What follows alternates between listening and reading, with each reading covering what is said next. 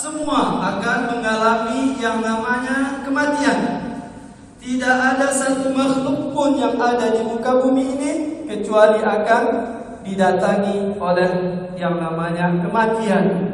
Kullu nafsin dha'iqatul maut. Segala sesuatu yang bernyawa akan mencicipi, akan merasakan yang namanya mati. Bahkan seorang tidak akan mampu berlari, bersembunyi, menjauhi yang namanya kematian. Allah Subhanahu wa ta'ala berfirman, "Aynama takunu yudrikumul maut." Dimanapun kalian berada, kematian itu akan datang. Meskipun kita berada di benteng yang kokoh, takut dengan musuh menyerang kita, ya kita bersembunyi di balik benteng yang kokoh, kematian akan datang menjemput kita. Maka seorang penyair mengatakan, ta'addadatil asbab wal maut wahid. Yang namanya kematian itu ya satu, itu juga. Namun sebab-sebabnya itu sangat banyak.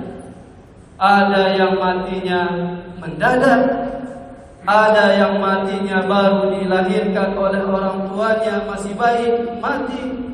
Ada yang ditabrak, ada yang semuanya itu akan ya mendapatkan yang namanya kematian. Kematian itu satu. Kemudian jemaah yang dimuliakan oleh Allah Subhanahu wa ta'ala, jika Allah Subhanahu wa ta'ala menghimbau, menyeru kita dengan firman-Nya, ya ayyuhalladzina amanu taqullaha haqqa tuqatih, berimanlah kepada Allah atau bertakwalah kepada Allah Subhanahu wa ta'ala dengan sebenar-benar ketakwaan. Maka bagaimana seorang itu merealisasikan, mewujudkan yang namanya haqqa tuqatih, takwa yang benar.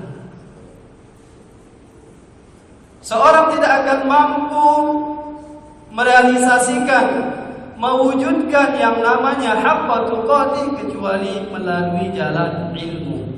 Oleh karena itu jemaah yang dimuliakan oleh Allah Subhanahu wa ta'ala, di kesempatan petang hari ini ya kita akan lanjutkan apa yang kaitannya yang sudah kita bahas, ya nubdha al-aqidah al-islamiyah yang ditulis oleh Syekh Muhammad bin Shalih Al-Utsaimin, karena kita melihat perlu dikokohkan kembali dasar-dasar keislaman kita, dasar-dasar keimanan kita setelah banyak digoncang dari sana sini oleh orang-orang yang tidak bertanggung jawab, yang mengatakan begini, yang mengatakan begitu. Maka sedikit tidak, baik itu anak-anak kita atau kita sendiri, ya mendapatkan yang namanya pengaruh dari hal-hal tersebut. Sehingga harus kita kuatkan kembali keyakinan kita, fondasi-fondasi dasar agama kita.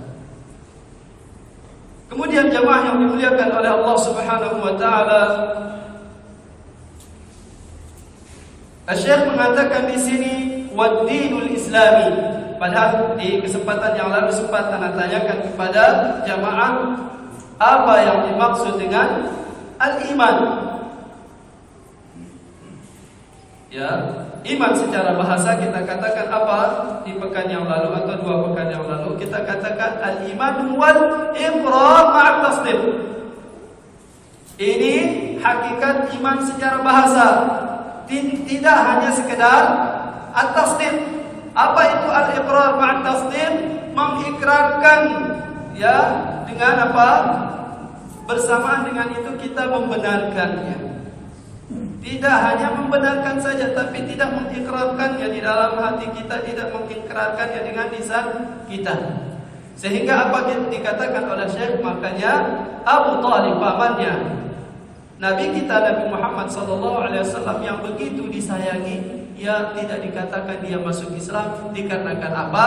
Tidak disertai dengan al-iqrar. Karena dia membenarkan, ya apa yang dibawa oleh engkau wahai Muhammad itu adalah agama yang benar, kata pamannya Abu Thalib. Namun sayang, beliau tidak mengikuti sepenuhnya. Dan kita sudah tanyakan apa kandungan dari ucapan kita yang mengatakan saya beriman kepada Allah Subhanahu wa taala. Dan dijawab oleh salah seorang jamaah, alhamdulillah, dia dengan jawaban yang benar. Kandungan ucapan kita yang mengatakan saya beriman kepada Allah Subhanahu wa taala artinya kita mengimani keberadaan Allah Subhanahu wa taala meskipun kita tidak melihatnya. Karena Allah itu ghaib, tidak bisa dilihat oleh panca indera atau oleh mata di dunia ini. Adapun nanti di akhirat kaum muslimin atau kaum mukminin akan melihat Allah Subhanahu wa taala, bahkan itu menjadi sebuah nikmat yang paling besar bagi kaum mukminin ketika berada di surga. Kemudian yang kedua adalah seorang tatkala mengatakan saya beriman kepada Allah Subhanahu wa taala berarti dia mengimani rububiyah Allah Subhanahu wa taala. Beriman bahwasanya Allah Subhanahu wa taala yang sudah diikrarkan, sudah diyakini bahwasanya Allah itu ada. Sekarang dia meyakini bahwasanya Allah itulah yang menghidupkan, menciptakan kita, menghidupkan dan mematikan kita, memelihara kita, yang menjaga segala urusan kita, memberikan kita rezeki. Ini namanya kita mentauhidkan Allah Subhanahu wa taala di dalam rububiyahnya. Ini kandungan yang kedua. Nah, kandungan yang kedua ini yastalzimu, mengharuskan, melazimkan tauhid atau kandungan yang ketiga, yaitu tauhid al-uluhiyah. Ketika kita mengakui bahwasanya Allah Subhanahu wa taala itu ada, Allah Subhanahu wa taala yang menciptakan kita, yang menghidupkan dan mematikan kita, memberikan kita rezeki, menjaga kita, maka yastalzimu, mengharuskan, hal tersebut mengharuskan kita apa? Untuk hanya menyembah Allah Subhanahu wa taala, tidak menyembah yang lain. Dan sempat kita contohkan, walillahil masalul a'la, kita tidak menyamakan Allah Subhanahu wa taala dengan makhluknya, hanya sekedar apa? Taqribu al-fahm ila al-dhihn. Nah, kita ingin mendekatkan pemahaman saja. Kalau seorang anak kecil dilahirkan oleh ibunya, dididik oleh kedua orang tuanya dari kecilnya sampai dia tua, dididik dari disapis sampai pokoknya diberikan rumah, dinikahkan sampai dia tua. Tiba-tiba di akhir hayatnya dia mengatakan kepada tetangganya atau orang yang tidak dikenalnya sama sekali, tidak pernah bertemu dengan dia, tidak pernah memberikan dia manfaat sedikit pun, dia mengatakan jazakallahu khairan, terima kasih banyak, saya berikan kepada kamu hadiah. Atas apa? Enggak ada. Yang penting saya berterima kasih kepada kamu. Apakah perbuatan ini jamaah yang dimuliakan oleh Allah Subhanahu wa taala bagi orang yang normal akal pikirannya akan diterima? Tentunya tidak. Nah, walillahil masalul a'la. Kita tidak menyamakan Allah Subhanahu wa taala dengan makhluknya, hanya saja kita ingin mendekatkan pemahaman. Begitu juga Allah Subhanahu wa taala tatkala menghidupkan kita, menciptakan kita, menghidupkan dan mematikan kita, memberikan kita rezeki, menjaga kita. Tiba-tiba seorang hamba itu menyembah kepada selain Allah Subhanahu wa taala, maka akal yang sehat tidak akan menerimanya. Maka dikatakan tauhid rububiyah ini yastalzimu tauhid ar-rububiyah, al-uluhiyah. Ketika kita mentauhidkan Allah Subhanahu wa taala di dalam rububiyahnya, maka mengharuskan kita apa? Mentauhidkan Allah Subhanahu wa taala di dalam uluhiyahnya. Hanya Allah Subhanahu wa taala yang kita sembah, hanya Allah Subhanahu wa taala tempat kita berharap, hanya Allah Subhanahu wa taala kita gantungkan segala cita-cita kita, hanya Allah Subhanahu wa taala yang kita takuti sebenar-benar ketakutan. Ya, takut yang sifatnya ibadah. Karena takut itu ada dua. Ada takut yang sifatnya tabi'i, ya, seorang takut melihat macan di depannya, sudah membuka mulutnya, mengaum, ya takut dia. Namun takut ini namanya tabi'i. Itu tidak dianggap tidak dicatat sebagai dosa kalau seorang takut kepada macan. Namun ada takut yang kedua, yang mana itu takut merupakan ibadah. Takut yang harusnya ditujukan hanya kepada Allah Subhanahu wa taala. Kemudian begitu juga seorang hamba harus hanya menunjukkan hanya kecintaannya kepada Allah Subhanahu wa taala. Ya, kecintaan terbesarnya hanya ditujukan kepada Allah Subhanahu wa taala. Dan apa yang kita sebutkan ini merupakan bagian-bagian dari tauhid uluhiyah. Yang keempat adalah kita mentauhidkan, atau kandungan yang keempat dari ucapan kita saya beriman kepada Allah Subhanahu wa taala adalah kita mengimani bahwasanya Allah Subhanahu wa taala yang menciptakan kita, yang menghidupkan kita, yang mematikan kita, yang memberikan kita rezeki, yang wajib kita ibadah ini memiliki nama dan memiliki sifat.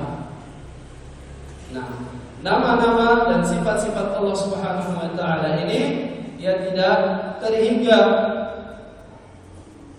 Kemudian jemaah yang dimuliakan oleh Allah Subhanahu wa taala, kita potong dulu. Yang penting kita sudah tahu. Artinya saya sudah paham bahwasanya tatkala saya mengatakan saya beriman kepada Allah Subhanahu wa taala, itu kandungannya 4 perkara. Ya, jangan sampai kurang. Baik, kita kembali dulu kepada apa yang dibahas oleh Asy-Syaikh di sini yang mengatakan wad-dinul Islam atau wad-dinul Islami mutadamminun li jami'il masalih allati tadammanatha al-adyan as-sabiqah. Agama kita ini, agama Islam, itu mengandung semua kemaslahatan, sudah mencakup semua kemaslahatan agama-agama yang dibawa oleh nabi-nabi sebelum nabi kita Nabi Muhammad sallallahu alaihi wasallam. Sehingga merupakan ketidakwarasan manakala ada orang zaman sekarang mau mencari-cari apa? Ajaran agama-agama yang sudah punah. Ajaran-ajaran Nabi Nuh, ajaran-ajaran Nabi Ibrahim, ajaran-ajaran Nabi Musa dan Isa, seterusnya yang sudah dikandung oleh ajaran Nabi kita Nabi Muhammad sallallahu alaihi wasallam. Ya, sehingga kita akan sampaikan di pertemuan yang lalu, ajaran agama kita sendiri yang dibawa oleh Nabi kita Nabi Muhammad sallallahu alaihi wasallam belum bisa kita kuasai sepenuhnya. Ini apa? Mau mencari ajaran atau yang ajaran yang dibawa oleh nabi-nabi yang sebelumnya, merupakan hal yang tidak waras. Baik, jemaah yang dimuliakan oleh Allah Subhanahu wa taala, kalau kita sudah mengetahui bahwasanya agama yang dibawa oleh nabi kita Nabi Muhammad sallallahu alaihi wasallam mengandung semua kebaikan apa yang dibawa oleh Nabi Nuh alaihi salam, nabi-nabi sampai Nabi Isa alaihi salam, ya, artinya agama kita ini adalah agama yang istimewa, mutamayyizun 'alaiha bikaunihi salihan li kulli zamanin wa makanin wa ummah. Berarti agama yang dibawa oleh Nabi kita Nabi Muhammad sallallahu alaihi wasallam adalah agama yang istimewa. Kenapa? Agama yang dibawa oleh Nabi kita ini mencakup semua ajaran yang dibawa oleh nabi-nabi sebelumnya, bahkan menyempurnakannya. Kalau dulu kita tahu ya ajaran Nabi Musa atau ajaran nabi-nabi yang sebelumnya, kalau mereka berbuat dosa, apa yang dilakukan? Allah Subhanahu wa taala perintahkan dia untuk bunuh diri. Faqtulu anfusakum. Dia langsung disuruh oleh Allah Subhanahu wa taala, kalian ini berdosa, bunuh diri kalian sebagai penebus dosa. Namun tatkala datang ajaran Nabi kita Nabi Muhammad sallallahu alaihi wasallam disempurnakan. Ya, Allah Subhanahu wa taala berikan keringanan pada umat Nabi Muhammad sallallahu alaihi wasallam. Ya, tatkala seorang hamba berdosa, Allah Subhanahu wa taala mengatakan wa inni laghaffarun. Sungguh aku ini Maha Pengampun, kata Allah Subhanahu wa taala. Selama seorang hamba itu tidak melakukan kesyirikan kepada Allah Subhanahu wa taala dan mati di atas kesyirikan, Allah masih tetap mengampuninya. Allah Subhanahu wa taala berfirman, "Innallaha la yaghfiru an yushraka bihi wa yaghfiru ma duna dzalika liman yasha." Sesungguhnya Allah Subhanahu wa taala tidak mengampuni dosa kesyirikan. Ya, ketika seorang melakukan kesyirikan kemudian dia mati, Allah tidak akan ampuni dia dan dia akan kekal di neraka. Wa yaghfiru ma duna dzalika liman yasha, dan Allah Subhanahu wa taala mengampuni dosa-dosa selain kesyirikan selama dia mau bertobat. Selama dia mau bertobat, selama pintu tobat masih terbuka, selama itu pula Allah Subhanahu wa taala menerima taubatnya. Nah, jemaah yang dimuliakan oleh Allah Subhanahu wa taala, agama yang dibawa oleh nabi kita ini agama yang istimewa. Agama yang saleh. Kapan dimanapun itu agama Islam ini selaras. Enggak ada yang namanya agama yang dibawa oleh Muhammad ini dia cocoknya hanya untuk orang-orang yang tinggal di padang pasir, orang-orang Badawi, orang-orang yang kasar, yang enggak paham yang namanya adat istiadat. Kalau kami di Amerika, kami memiliki aturan-aturan yang begitu rapi, atau di Jepang atau Cina, kata mereka, ya kami adalah negara-negara yang tertib, agama yang bersih, agama, maka tidak cocok agama Islam itu dipraktekkan di sini. Salah. Sebaliknya agama Islam itu kapan dan dimanapun bisa diterapkan.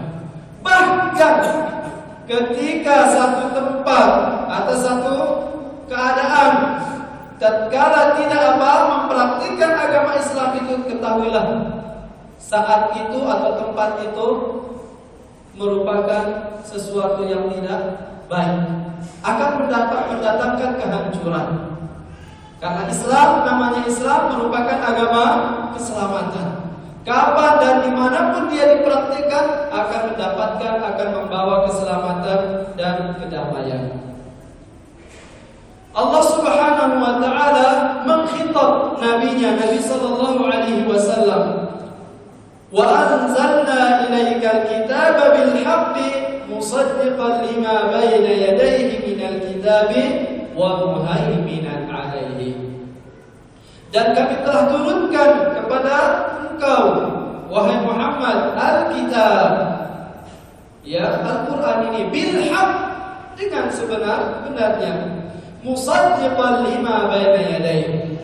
Al-Qur'an yang didatangkan oleh Nabi kita Muhammad sallallahu alaihi wasallam dari Allah Subhanahu wa taala itu membenarkan apa yang dibawa oleh nabi-nabi atau rasul-rasul sebelum beliau. Wa muhaiminan 'alaihi, dan Al-Qur'an yang dibawa oleh Nabi sallallahu alaihi wasallam dari Allah Subhanahu wa taala ini merupakan penjaga, pelestari apa yang dibawa oleh nabi-nabi dan rasul sebelum beliau. Sehingga sangat mengherankan bagi orang yang tiba-tiba mau mempelajari agama-agama yang sudah atau ajaran-ajaran yang sudah luntur, yang sudah dihapus oleh zaman dan meninggalkan agama yang dibawa oleh Nabi sallallahu alaihi wasallam. Ajaran Nabi Nuh alaihi salam sudah ada di dalam agama Islam atau agama yang dibawa oleh Nabi kita Nabi Muhammad. Ibrahim sama ada juga di dalam Al-Quran. Musa juga sama, Isa ya, terakhir Nabi Isa sebelum Nabi kita Nabi Muhammad sallallahu alaihi wasallam, ajarannya itu ada. Namun apa yang berat menurut umat ini, menurut Allah Subhanahu wa taala bagi umat ini, maka Allah Subhanahu wa taala hapus dia. Karena Allah Subhanahu wa taala tahu bahwasanya umatnya Nabi Muhammad sallallahu alaihi wasallam adalah umat yang lemah. Umat yang lemah sehingga banyak syariat atau syariat agama itu diganti oleh Allah Subhanahu wa taala yang tadinya berat. Tadi kita sudah sampaikan, kalau orang berdosa maka cara menebus dosanya adalah bunuh diri. Maka di dalam ajaran yang dibawa oleh Nabi sallallahu alaihi wasallam enggak. Berdosa bisa bertobat. Kalau di zaman sebelum Nabi kita Nabi Muhammad sallallahu alaihi wasallam ada orang yang kena najis badannya, gimana cara membersihkannya? Kalau di pakaiannya, maka dipotong pakaiannya. Ya, nanti kalau sering kena najis ya, nanti pakaiannya jadi bolong-bolong. Atau kalau kena badannya, ya badannya itu yang akan dicongkel, diiris. Berbeda dengan ajaran Nabi kita Nabi Muhammad sallallahu alaihi wasallam. Ya, Allah Subhanahu wa taala berikan anugerah yang sangat besar dengan dijadikan air sebagai pembersih. Wa anzalna minas sama'i ma'an tahura, ya, dan telah kami turunkan kata Allah Subhanahu wa taala dari langit apa? Air yang suci dan mensucikan. Baik, jamaah yang dimuliakan oleh Allah Subhanahu wa taala, sehingga tatkala kita mengatakan bahwasanya agama Islam ini adalah agama yang istimewa, salihun fi kulli zamanin wa makanin, apa yang harus kita lakukan? An tamassuka bihi la yunafi masalihal ummati fi ayyi zamanin wa makanin. Kita berpegang teguh dengan agama ini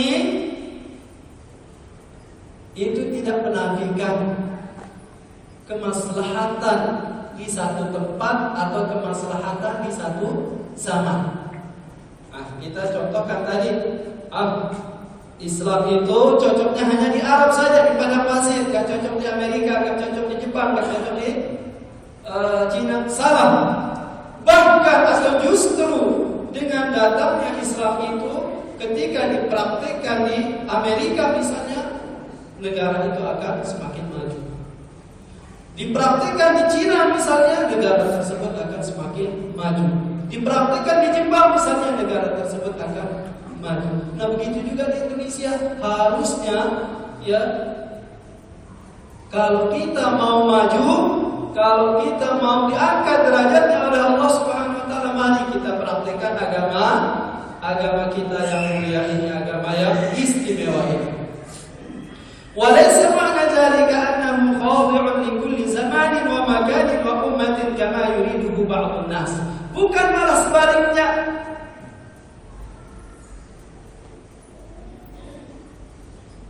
Agama Islam datang ke Indonesia, wah nggak cocok ini di Indonesia.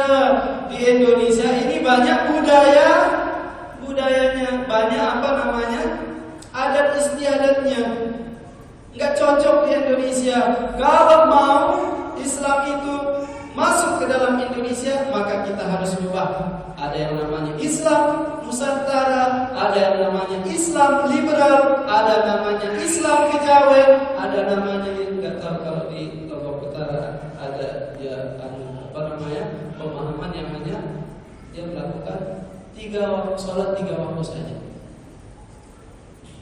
Padahal berdiskusi dengan salah seorang, bagaimana itu Ustaz?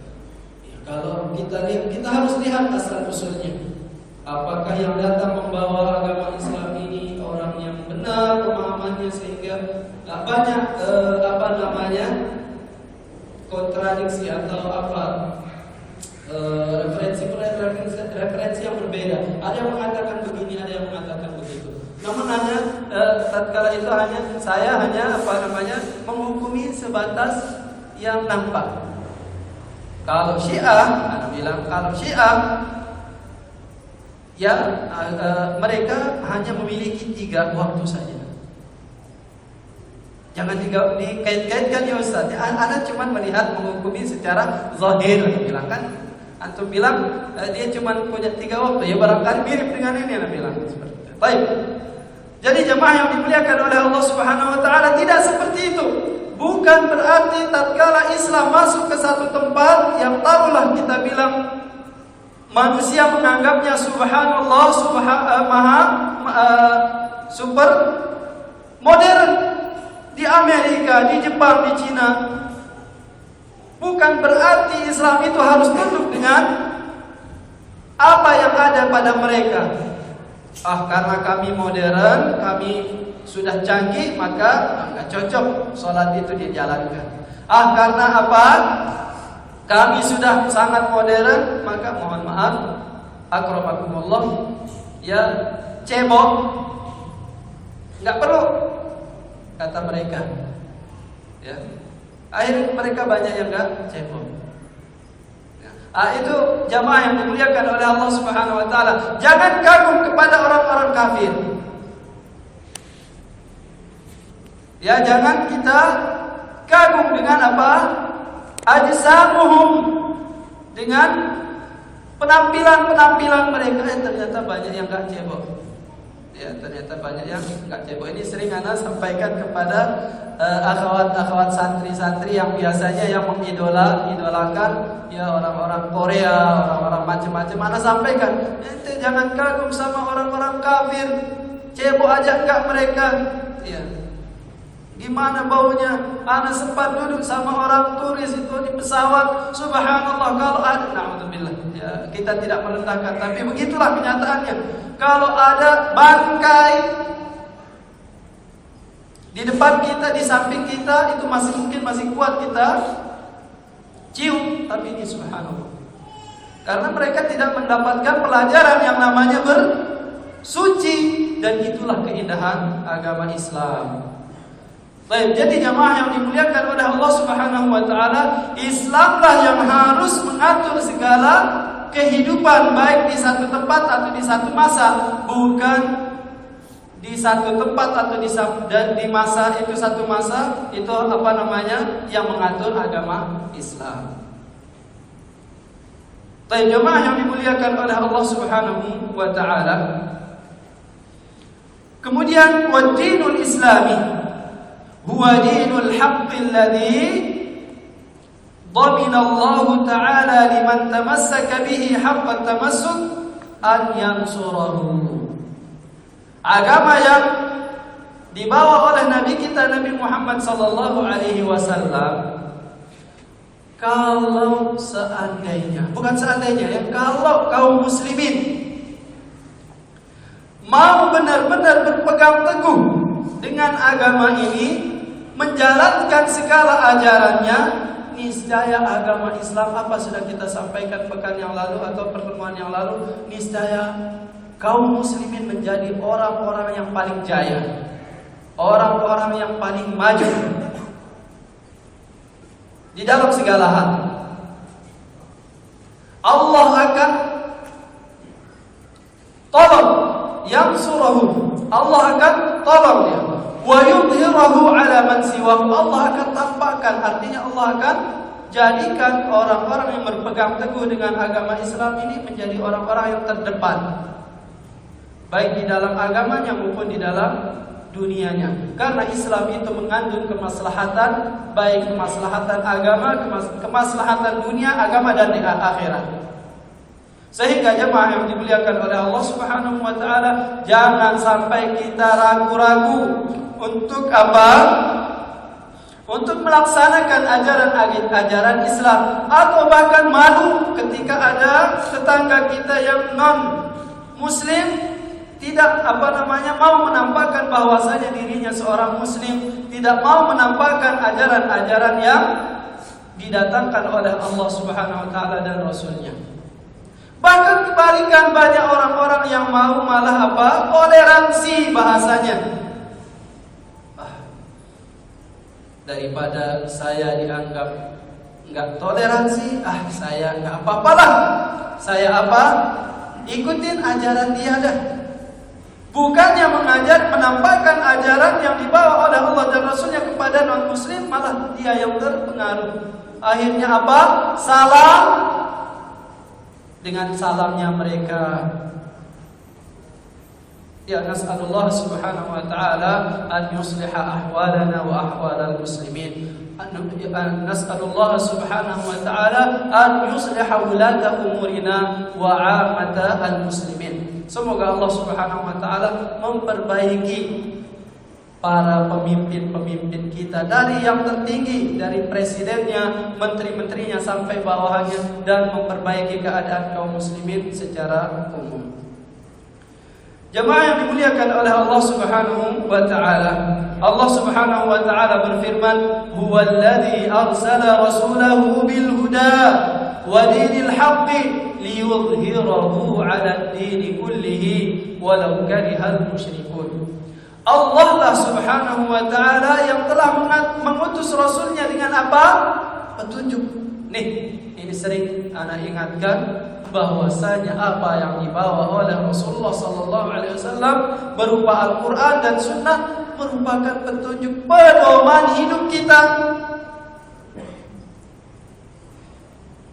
Kalau seorang musafir di zaman dahulu tentunya ya, bepergian di padang pasir, kalau tidak membawa namanya kompas, atau kalau tidak paham dengan namanya ilmu perbintangan yang menunjukkan arah, apa yang terjadi jemaah yang dimuliakan oleh Allah Subhanahu wa taala?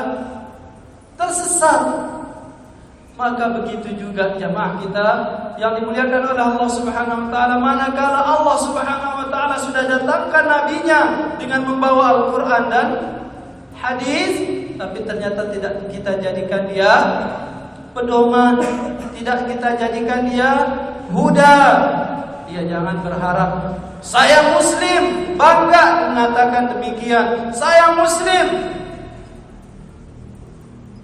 Tapi apakah pedoman bapak itu, pedoman ibu itu?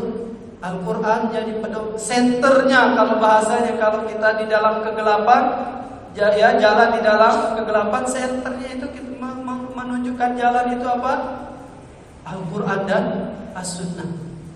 Mari kita gali isi kandungan Al-Quran, kita pelajari dan amalkan isi kandungannya juga, begitu juga dengan Al-Hadis, sehingga benar-benar Al-Quran itu menjadi huda, ya, jadi petunjuk bagi kita yang menganutnya.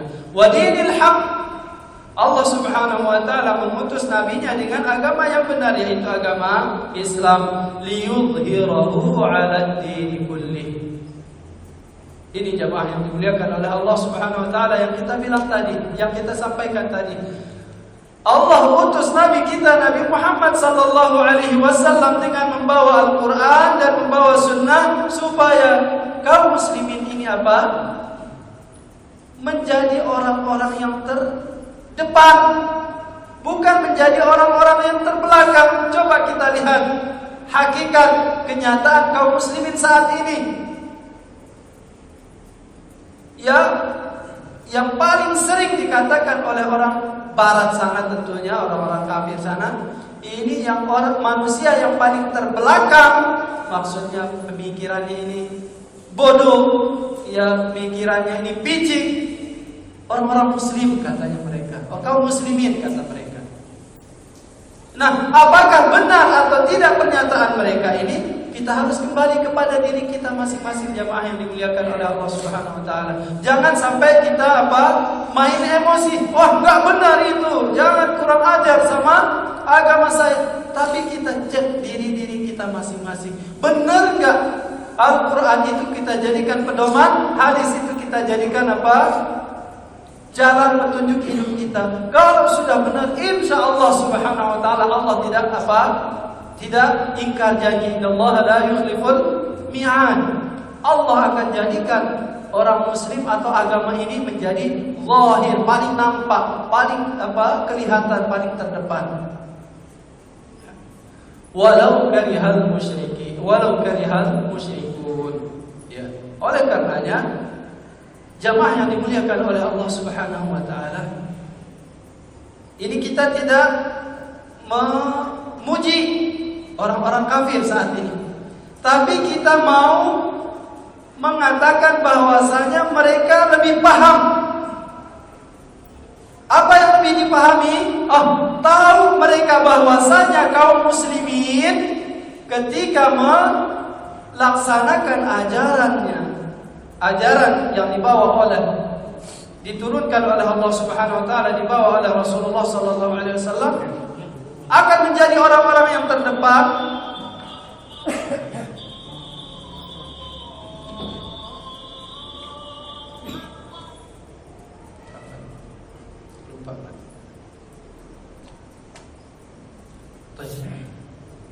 Apa kita bilang tadi? Subhanallah. Nah, iya.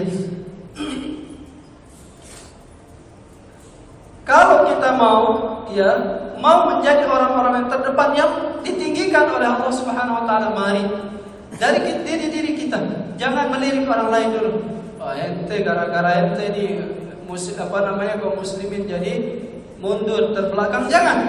Tapi kita muhasabah diri kita, sejauh mana saya sudah menjalankan ajaran yang dibawa oleh Nabi Sallallahu Alaihi Wasallam berupa Al-Quran dan As-Sunnah. Kita bilang tadi orang-orang kafir lebih paham. Ini bukan pujian ya, bukan pujian, tapi lebih paham. Apa yang lebih difahami? Mereka lebih tahu bahwasanya kalau kaum muslimin malah menjalankan ajaran agama mereka akan menang.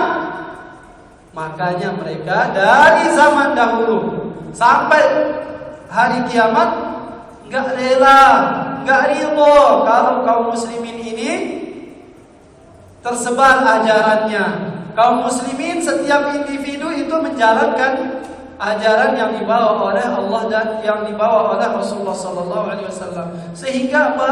Mereka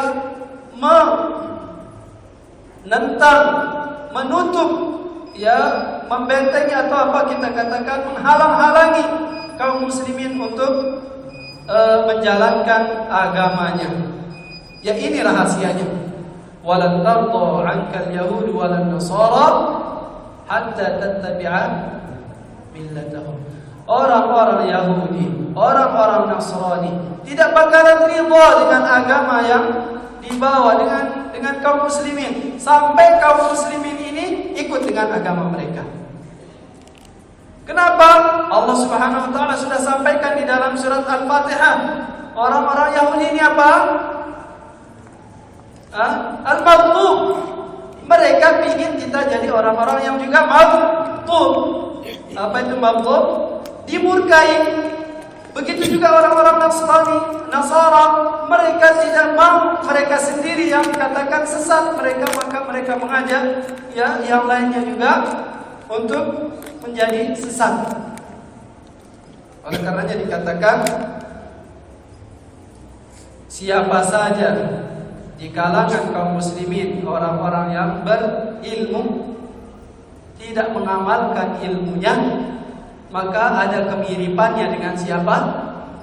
Dengan orang-orang Yahudi. Karena orang-orang yang Yahudi paham agamanya tapi tidak mau mengamalkannya. Dan siapa saja di kalangan kaum muslimin yang tidak memiliki ilmu tapi banyak ibadahnya, beribadah tanpa ilmu, ia sama ada kemiripan dengan siapa? An-Nasara. Karena orang-orang Nasara itu apa? Mereka itu beribadah tanpa ilmu. Baik jemaah yang dimuliakan oleh Allah Subhanahu Wa Taala, dikarenakan sudah azan, maka kita cukupkan apa yang kita kaji petang hari ini. Semoga Allah Subhanahu wa taala meneguhkan hati-hati kita, mengokohkan iman-iman kita di atas Islam dan di atas iman. Jangan sampai tergoyah dengan syubhat-syubhat yang datang dari kanan dan kiri. Ya, begitu juga kita sampaikan kepada anak-anak kita. Jangan sampai mereka menonton tontonan yang membawa kepada keraguan di dalam agama ini. Semoga Allah Subhanahu wa taala menjadikan apa yang kita dengar tadi merupakan ilmu yang bermanfaat dan menjadikan keberkahan pada ilmu yang sudah kita dapatkan dan mengantarkan kita ke jannahnya Allah Subhanahu wa taala. Hada wa sallallahu ala nabiyyina Muhammad wa ala alihi wa sahbihi wa sallam tasliman katsiran wa akhiru da'wana alhamdulillahi rabbil alamin.